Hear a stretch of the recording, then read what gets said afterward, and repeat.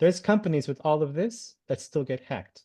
And why is that, right? So let's look at that. Let's explore, right? So the first thing is that the 2FA providers, they mainly only 2FA applications, right? Sometimes they do the SSH. They definitely don't do the database connections, right? The PAM is great for servers, but it's not great for databases. So your credential management, then it becomes just like a vault, like a secret vault. So you don't have PAM-like features for the database access, which is kind of a big gap, right? You have the DAM part, which means you're recording the SQL, but even if you see someone doing something naughty, you can't stop them. It's too late. They've done it, right? Your SIM, since it doesn't have all the data, is kind of incomplete because you don't have the PAM for the database equivalent. So your SIM can't see everything. So you're paying a lot of money and you still have gaps. This is why people still kind of get hacked, right? So what's the modern approach? So if you think about it, the way when Google came up with the idea of kind of zero trust many years ago, they said, what we're trying to protect is this. This is what hackers go after, right? Ransomware, for example, is all about this. They screw up your backup so you can't restore, and then they encrypt your data, and then they force you to pay, right? Now, so this is what you're trying to protect. Of these things, where's the risk? These guys, right? They infect devices. So what's the modern solution? Get rid of devices from the network.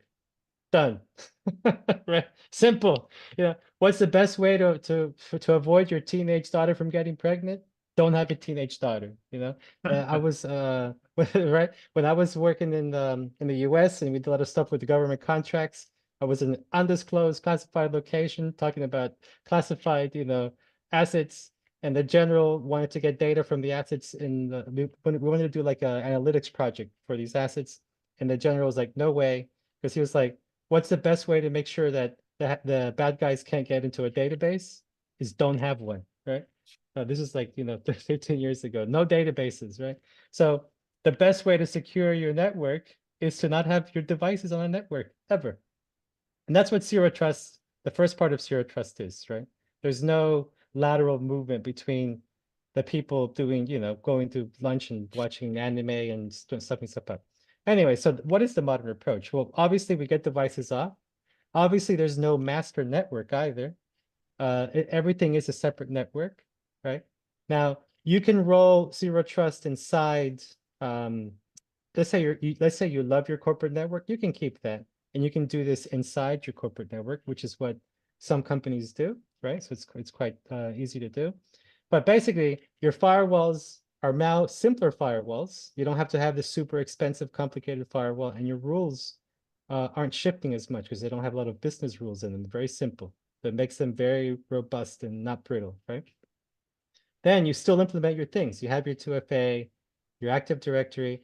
Now you have ZTNA. You don't have a VPN anymore. VPNs are the most vulnerable things on the planet. They're made like in 1980. You don't want them. Then you have your PAM, your DBPAM, right? Now the DBPAM, I'll talk about that in a bit. You have your SIM, you have an alt threat. So you detect all, you're scanning for threats of everything. Your workflow